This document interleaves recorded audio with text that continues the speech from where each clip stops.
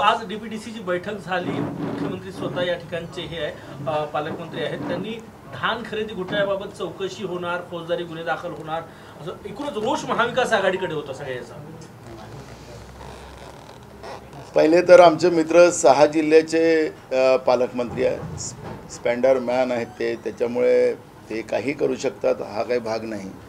आणि दुसरा महत्त्वाचा विषय असा आहे की धान खरेदी घोटाळा हा जो आहे, मीच मगाशी डीपीडीसीच्या मीटिंगमध्ये उपस्थित केला की 57,000 पोते हे वैंगिकमध्ये वाहून गेलेत, अशा पद्धतीचं एक पेपरला आणि आपल्या टीव्हीच्या बातम्यात मी पाहिला। आणि म्हणून आज योगायोगानं डीपीडीसीच्या मीटिंगमध्ये मीच तो मगाशी मुद्दा उपस्थित केला, कारण की धान खरेदी योजना मीच पुढाकार घेऊन 2001 पासून महाराष्ट्रामध्ये विशेष करून आमच्या जिल्ह्यामध्ये सुरू केली होती। पूर्व विदर्भामध्ये धान खरेदीचं काम विलासराव देशमुख साहेबांच्या काळात केलेलं होतं। याच्यामागचा उद्देश आहे की शेतकऱ्यांच्या कामाचं कुणी लूट करू नये, त्याच्या शेतीच्या मालाचा योग्य भाव त्याला मिळाला पाहिजे, हा त्याच्यामधला उद्देश आहे। ही शेतकऱ्यांसाठी योजना धान खरेदीची आहे, पण मोठ्या प्रमाणात याच्यामध्ये घुसखोर आलेत आणि शेतकऱ्यांच्या तोंडातला घास हिसकण्याचं काम सुरू झालेलं आहे। आणि ही भूमिका आमचीच आहे की या पद्धतीनं तातडीनं अशा व्यवस्थेवर कारवाई झाली पाहिजे आणि शेतकऱ्यांना जो काही त्रास मागच्या काळात झाला तो आता होता कामा नये, याची खबरदारी योगायोगानं उपमुख्यमंत्री हे धानपट्ट्यातलेच आहेत, ते त्यांचं मूळ आहे, चंद्रपूर जिल्ह्यातलं मूल आहे आणि त्याच्यामुळे त्यांना धानाच्या शेतीचं कळत असेल असं मला वाटतं। तर कळत असेल तर यावर्षी धान खरेदीमध्ये योग्य नियोजन केलं जाईल आणि जी फसगत मागच्या काळात शेतकऱ्यांची झालेली आहे, आतापर्यंत झालेली आहे, ती होता कामा नये। 700 रुपये बोनस सरकारने या कोरोनामुळे ते मागच्या काळात देऊ शकले नाहीत, तो मागच्या वर्षीचा 700 रुपये आणि या वर्षालाही सुद्धा महागाईप्रमाणे 1000 रुपये धानाला बोनस दिला पाहिजे। 700 ते मागचे आणि या वर्षाचे 1000 रुपये बोनस दिला पाहिजे, ही मागणी काँग्रेसच्या वतीनं आज करण्यात आलेली आहे। आणि मला वाटतं की जे काही गडबड करणारे लोक असतील त्यांच्यावर कारवाई झाली पाहिजे, ही पण भूमिका आमची आहे। त्यांनी बोनसचा एक वेगळा पर्याय, बोनसमुळे धान खरेदीमध्ये घोटाळा होतो म्हणून त्याला वेगळ्या पर्यायाने शेतकऱ्यांना थेट देण्याची एक नवीन विचार केलेला आहे। अनेकदा याचा प्रस्ताव विधिमंडळातही आला, अनेकदा सरकारमध्ये याच्यावर चर्चा झाली। 1 नोव्हेंबरपासून आता धान खरेदी सुरू होणार आहे, त्याच्यामुळे वेगळा करता करता शेतकऱ्याची लूट होता कामा नये। शेतकऱ्यांना काय द्यायचं त्यांनी डिसाईड करावं, खरेदीची पॉलिसी नेमकी काय असेल ती करावं आणि पण शेतकऱ्यांची फसगत होता कामा नये ही काळजी घेतली गेली पाहिजे। आणि शेतकऱ्यांसाठी योजना आहे तर शेतकऱ्यांसाठी चालली पाहिजे, ही भूमिका आमची आहे। आज पहिली बैठक होती, देवेंद्र फडणवीस या ठिकाणी उपस्थित, कसं वाटलं? आतापर्यंत या जिल्ह्याला झेंडा पालकमंत्रीच मिळाले, माझी पहिली बैठक इकडून कसं वाटलं? आता 6 जिल्ह्याचे पालकमंत्री ते तर झेंडा तरी राहायचे, हे झेंडा राहतील की नाही मला अजून शाश्वती नाही। त्याच्यामुळे भंडारा जिल्ह्यावर सातत्यानंच अन्याय झालेला आहे आणि त्याच्यामुळे किती न्याय मिळेल की नाही मिळेल ही आतापासूनच भूमिका मांडणं चुकीचं ठरेल। भंडारा जिले के काश्तकार परेशान है। एक दुसरा महत्त्वाचं नरभक्षिक वाघाचा मुद्दा आम्ही उपस्थित केला। मागच्या काळातही असाच एक नरभक्षिक वाघ आलेला होता, त्याला तातडीनं त्यावेळेस आमचं शासन होतं, तातडीनं त्याच्यावर त्याला शूट करण्याचे आदेश आणले होते आणि त्या नरभक्षिक वाघाला मारलं होतं। आजही मी डीपीडीसीमध्ये माननीय उपमुख्यमंत्र्यांचं लक्ष वेधलं, जवळपास 18 लोकांचा जीव या नरभक्षिक वाघाने गडचिरोली आणि भंडारा गोंदिया जिल्ह्याच्या लोकांचा केलेला आहे। आणि म्हणून तातडीनं या वाघाच्याबद्दल तातडीनं ॲक्शन घ्यावी, त्याला तातडीनं मारावं आणि एक कोम्बिंग ऑपरेशन करून त्या वाघाचं, कारण की आज शेतीमध्ये जायलासुद्धा लोक घाबरत आहेत, अशी परिस्थिती निर्माण झालेली आहे आणि ती भूमिकासुद्धा आम्ही आज मांडलेली आहे। त्यांनी म्हणले की मी तातडीनं त्याच्यावरच्या उपाययोजना आम्ही करतो असं आश्वासन आम्हाला दिलेलं आहे। मारणं हा पर्याय काय माणसाला नरभक्षिक व्यवस्था जी निर्माण होतं त्या नरभक्षिक व्यवस्थेला संपवलंच पाहिजे हेच सांगितलं जातं, आमचं शास्त्र पण तेच म्हणतं। मग माणसाने नरभक्षिक झालं तरी त्याचाही शेवट तसाच होतो, तसं प्राणी असेल तर त्याचंही असेल, तर आखरी ज्याला कोणी फार प्रेम असेल तर त्यांनी त्याला पकडून आपल्या घरी ठेवावं। मूळ प्रश्न की आज शेतकरी शेतात जाऊ शकत नाही, जीव चालला, घरचा करता माणूस मरतो आहे, सरकारने पैसे दिलेत म्हणजे काय, आता जे लोक आहेत तर त्यांनी वागा समोर त्यांच्या घरी पैसे दिले जातील. आखरी व्यवस्था ही नरभक्षिक जी असते त्या व्यवस्थेबद्दलचं निश्चितपणे सगळ्यांनी चिंतन मनन केलं पाहिजे आणि काय उपाययोजना करता येतील त्यांनी केल्या पाहिजे. पण शेतकरी शेतातच नाही जाणार, त्याचं पीक उद्या जंगली डुकरांनी हरणांनी खाल्लं तर त्याला जबाबदार कोण राहणार. आणि म्हणून या सगळ्या गोष्टीची काळजी केलीच पाहिजे. त्याच्यामुळे वन्यप्राणीचे जे हे असतात प्रेम करणारी लोक, त्यांनाही आमचं विनंती आहे की तुम्ही पण त्याच्यात लक्ष घातलं पाहिजे असं आव्हान आहे. एक मिनिट इथं मराठी होतं. हां, राहुल गांधींची भारत जोडो यात्रा काही दिवसात महाराष्ट्रामध्ये प्रवेश करणार आहे. कशा प्रकारे प्रदेश काँग्रेसची तयारी आहे? बघा, ही यात्रा आता राहुल गांधीचीच नाही, आता ही यात्रा एक लोकचळवळ झालेली आहे. तामिळनाडूपासून ही यात्रा तिरंगा देशाचा घेऊन राहुल गांधी निघालेत आणि त्यांनी सुरुवातीला सांगितलं की मी माझ्या वडिलाला याच भूमीवरती तामिळनाडूच्या गमावलं, पण या देशाचा तिरंगा मी गमावू देणार नाही.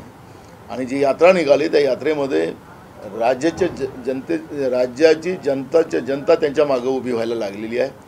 आणि म्हणून तामिळनाडू असेल, केरळ असेल, आता कर्नाटकमध्ये काल पाहिलं असेल आपण, गोदी मीडिया दाखवत नाही त्याला, पण काल पावसामध्ये लाखो लोक राहुल गांधींना ऐकायला आणि पाहायला त्या ठिकाणी गोळा झालेले व्हिडिओ मोठ्या प्रमाणात सोशल मीडियात चाललेला आहे. तर राहुल गांधीची यात्रा ही आता एक लोकचळवळ झालेली आहे. महाराष्ट्रातही ही यात्रा लोकचळवळ होणार आणि महाराष्ट्राच्या कानाकोपऱ्यातल्या लोकांनी आता निर्णय केलेला आहे. अनेक पक्षाच्याही लोकांनी त्याच्यामध्ये पाठिंबा दर्शवलेला आहे, स्वयंस्फूर्तीने पाठिंबा दर्शवलेला आहे. त्यामुळे ही लोकचळवळ महाराष्ट्रामध्ये राहुलजीची यात्रा होईल अशी अपेक्षा आमची आहे. काँग्रेस पक्षाच्या राष्ट्रीय अध्यक्षांच्या निवडणुकीची प्रक्रिया सुरू झाली, प्रचार सुरू झाला. शशी थरूर नागपूरला आलेले होते. काँग्रेसचे कोणतेच पदाधिकारी किंवा कार्यकर्ते त्यांच्यासोबत नव्हते, फक्त आशिष देशमुख होते. तर प्रदेश काँग्रेस देखील त्यांच्यासोबत नाही असं नाही, मला माहितीच नाही ते आलेत म्हणून. मी काल मुंबईत होतो आणि काल आमच्या खूप साऱ्या मिटिंगा मुंबईत होत्या. मला त्यांच्या दौऱ्याची कुठलीही माहिती नव्हती, त्याच्यामुळे तो प्रश्नच उद्भवत नाही. भारत जोडो यात्रेसंदर्भात आता आज अकोला बुलढाणामध्ये इथं सगळे नेते आहेत. अशोक चव्हाणांचं नाव प्रत्येक ठिकाणी असते, मात्र ते उपस्थित नसतात भारत जोडो यात्रेची तयारी. कारण ही यात्रा नांदेडमध्ये सुरू होत आहे. नांदेडचा मोठा भाग, कारण की देगलूर विधानसभेपासून तिची सुरुवात होणार आहे. ज्या 386 किलोमीटरमध्ये जवळपास ती यात्रा 75-80 किलोमीटर ही नांदेड जिल्ह्यामध्ये राहणार आहे. त्याच्यामुळे नांदेड जिल्ह्याचं प्रॉपर प्लॅनिंग करण्याची जबाबदारी ही अशोक चव्हाण साहेबांकडे आहे. त्यामुळे ते इकडे आले नसतील, पण 7 तारखेला येत्या ही जे मिनिट टू मिनिट प्रोग्राम करण्याचं काम आता बाळासाहेब थोरात वगैरे हे करतात आहेत, त्यांची सगळी टीम आहे. त्याला एक बाळासाहेब या यात्रेचे समन्वयक आहेत आणि त्याच्यामुळे ती टीम काम करते आहे. 7 तारखेला याची मिटिंग होईल. 7 तारखेला सगळे नेते राहतील आणि त्या यात्रेमध्ये काही इव्हेंट राहणार आमचे, ती यात्रा कशी होणार त्याचं एक प्लॅनिंग आम्ही करणार आहे. येत्या 7 तारखेला ती मुंबईत मिटिंग आहे. सगळे नेते त्या ठिकाणी उपस्थित राहतील. PFIवर बंदी घातली, मात्र आज नक्षल्यांची जी एक सेंट्रल कमिटी आहे त्यांनी पत्रक काढला की PFIवरची बंदीचा निषेध तर केलाच आहे, मात्र हे देशात मुस्लिमांना चिरडण्याचा केंद्र सरकारचा हिंदुत्ववादी ब्राह्मणवादी एजेंडा असं म्हणतात. एक बघा, तुम्हाला हे काय हिंदुत्ववाद आणि मुस्लिमवाद हे केंद्राचा टार्गेट नाही, फक्त मतं घेण्याची त्यांनी एक व्यवस्था निर्माण केलेली आहे. ज्या दिवशी 500 आणि 1000चा नोटला बॅन केलं त्या दिवशी प्रधानमंत्र्यांनी देशाच्या जनतेसमोर काय सांगितलं की ही मोठी नोट आहे आणि या मोठ्या नोटांमुळे आतंकवाद आणि नक्षलवाद वाढतो आहे. पण नक्षलवाद आतंकवाद या मोठ्या नेत्यांनी नोटामुळे वाढतो आहे असं सांगून गरीब माणसाच्या, मेहनत करणाऱ्या माणसाचे पैसे बँकेत नेऊन टाकायला लावलं. आणि त्याच्यानंतर कोणती नोटं काढलीत? 500 आणि 2000ची नोटं काढलीत आणि 2000ची नोटं काढल्यानंतर आज 2000चा नोट कुठं आहे हा प्रश्न कोणालाही विचारला तर तो दिसायला तयार नाही. बघ, आखरी केंद्र सरकारचं जे धोरण नेमकं आहे ते नक्षलवाद आणि आतंकवाद संपवण्यामध्ये आहे की ते वाढवण्यामध्ये, हा एक प्रश्न त्यांच्या एका कारवाईवरून आपल्याला लक्षात येत आहे. आणि म्हणून त्यांना या पद्धतीनं मुसलमान किंवा पाकिस्तान हे मुद्दे समोर करून देशातले जे मूळ प्रश्न आहेत, महागाई, बेरोजगारी, भूकमरी, गरिबी, शेतकऱ्यांचे प्रश्न, देशाच्या सीमा सुरक्षित नाही, या पद्धतीचे मुद्दे डायव्हर्ट करण्यासाठी या पद्धतीचं गोदी मीडियाचा वापर करून लोकांचे मनं डायव्हर्ट करण्याचा प्रयत्न केंद्रातलं भाजपचं सरकार, राज्यातलं भाजपचं सरकार करते आहे आणि ते स्पष्ट आहे. त्याच्यामुळे हा हिंदू आणि मुसलमान वाद हा कुठल्याही देशामध्ये, आपल्या देशामध्ये नाही, असं चित्र आपल्याला पाहायला मिळतं. काही दिवसात देशमुख चव्हाण असे बोलले की मुख्यमंत्री एकनाथ शिंदे महाविकास आघाडी सरकार स्थापन व्हायच्या वेळेस काँग्रेसकडे आले होते. आज शरद पवारांनी मात्र खंडन केलं. कारण मी त्यावेळेस त्या व्यवस्थेत नव्हतो, त्याच्यामुळे मी काही अध्यक्षही नव्हतो. मी किसान काँग्रेसचा राष्ट्रीय अध्यक्ष होतो, त्याच्यामुळे राज्याच्या राजकारणात मी त्या काळात नव्हतो. त्याच्यामुळे त्या काळात नेमकं काय झालं ते मला माहिती नाही. आता पवारसाहेबांना माहिती आहे की नाही मला त्यांचंही माहिती नाही, त्यांनी काय बोलले मला काही माहिती नाही. त्याच्याबद्दलचं मला भाष्य करणं चुकीचं ठरेल. बैल बाजार के ऊपर क्या कहेंगे आप? भंडारा बैल बाजार जो बंद है, काश्तकार परेशान है, दिवाली का समय है, पैसे की जरूरत, और ये बैल बाजार बंद करके रखे सर. क्यों बंद कर दिया? वही बीमारी तो अपने 1 या 2% है अपने महाराष्ट्र में. हाँ, तो सर ये अभी क्यों बंद कर दिया? देखो ये लंपी जो बीमारियां है, क्योंकि देश में इतना 75 साल अपने देश को आज़ादी हुई है और उसके पहले भी अगर इतिहास देखा जाए तो गाय, बैल, भैंसी, इनके ऊपर कभी भी बीमारियां इस तरह की नहीं आई और इस तरह से जानवर मरते हुए भी हमने नहीं देखा. लेकिन अब मरने के कारण क्या, इसमें भी जाने की गरज है. ये लंपी रोग यानी क्या, ये लंपी रोग जो है नाइजीरिया करके एक देश है, वहाँ पर ये कई सालों से था और ये चित्ता भी जो लाया गया उधर से ही लाया गया है. तो चित्ते के चिट्ठे और गैया के चिट्ठे ये दोनों समान आते हैं. ये केंद्र की सरकार ने जानबूझकर किसानों का नुकसान करने के लिए ये व्यवस्था बनाई है. अब चित्ता लाने से क्या बेरोजगारी हटने वाली है? चित्ता लाने से गरीबी हटने वाली है या महंगाई कम होने वाली है? पर जिस तरह से बीजेपी इवेंट करती है और एक तरफ गैया हमारी माँ है ऐसे बोलते हैं, गैया का जिस तरह से किसानों को बर्बाद करने की व्यवस्था बीजेपी ने की. अब किसान को भी समझ में आया कि बीजेपी ये किसान विरोधी है, क्योंकि देश के प्रधानमंत्री ने जब 3 काले कानून के विरोध में 1 साल के ऊपर किसानों ने जब आंदोलन किया था दिल्ली की सीमाओं पे, तब देश के प्रधानमंत्री नरेंद्र मोदी जी ने लोकसभा में कहा था कि किसान ये आतंकवादी है, नक्सलवादी है, ये खालिस्तानी है और ये आंदोलनजीवी है. अब देश के अन्नदाता के बारे में इस तरह से वक्तव्य देश के प्रधानमंत्री करते हैं तो ये देश के किसानों के प्रति कितनी सहानुभूति है. तो अब गैया जिनकी माँ थी उसको और उन किसानों को जो इसका पालन करते हैं उनको बर्बाद करने की व्यवस्था केंद्र की बीजेपी की सरकार की तरफ से है. और इसलिए आज भी उसके पास, देश के पास ये लंपी बीमारी दूर करने का कोई इलाज नहीं है, कोई इलाज नहीं. प्रधानमंत्री ने कहा था बीच में कि हमारे पास सब है, तो जानवर बचाने के लिए इनके पास क्यों नहीं अभी तक शासन उस तरह से कार्रवाई कर रही है.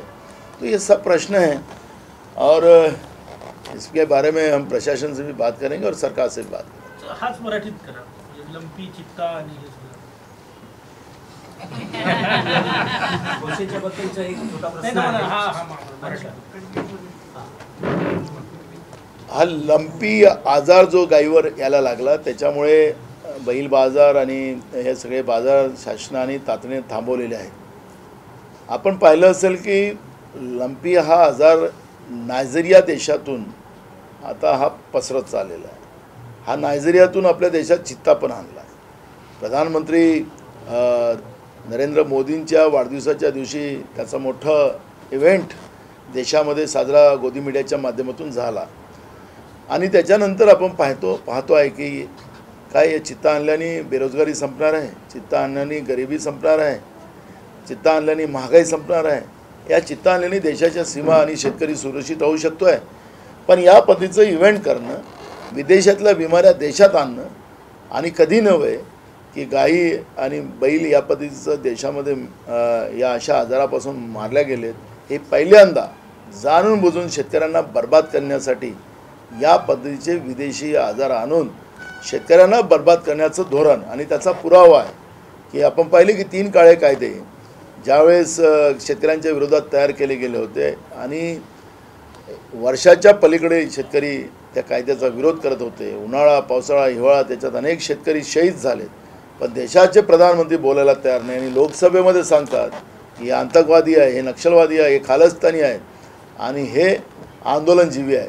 देशाच्या अन्नदात्याचा अपमान देशाचे प्रधानमंत्री करत असतील तर जिथं गाईला आई म्हणतात आणि दुसऱ्या राज्यामध्ये गोव्यामध्ये आईचं मांस केंद्राच्या मंत्र्याच्या मुलीच्या हॉटेलमध्ये आपल्याला पाहायला मिळतं.